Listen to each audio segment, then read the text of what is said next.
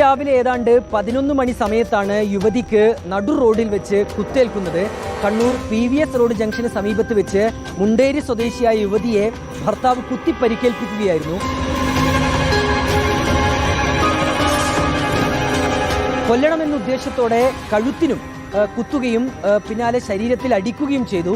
അങ്ങനെ പരിക്കുപറ്റിയ യുവതിയെ ആശുപത്രിയിലേക്ക് മാറ്റി. പിന്നാലെ ഈ യുവതിയുടെ ബന്ധു നൽകിയ പരാതിയിലാണ് ടൗൺ പോലീസ് കേസെടുക്കുകയും അന്വേഷണം ആരംഭിക്കുകയും ചെയ്തത്. അങ്ങനെ പോലീസ് ഈ ഭർത്താവായ ഇസ്മയിലിനെ പിടികൂടുകയും ചെയ്തു.